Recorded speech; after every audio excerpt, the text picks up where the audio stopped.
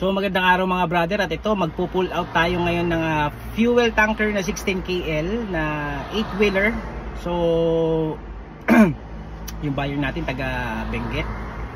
At matagal namin hinintay ito dahil nagka-problema kami sa financing.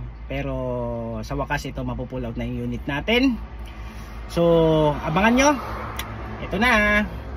So ito mga brother, pull out namin today 16 KL 6SD1 na 8-wheeler na naka Alcoa rims. So check natin ito, double I-beam na 8-wheeler. Alright, Kuliaricon mga brother, very nice, very nice. Ito yung job order ng bayan, gusto niya pulang chassis mga brother, tapos ito yung kulay na gusto niya.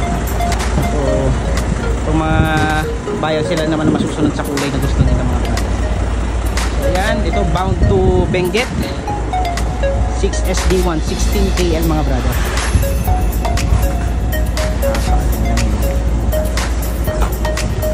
So yan, oh.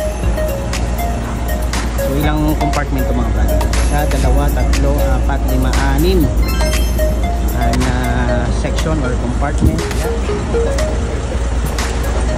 Wapo mga brother, very nice, very nice.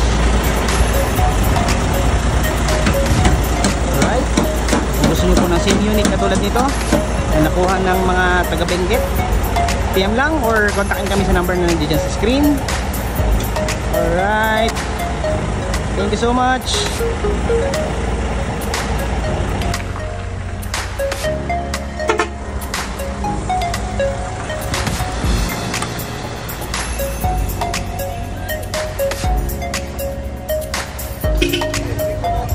Bye! Ingat!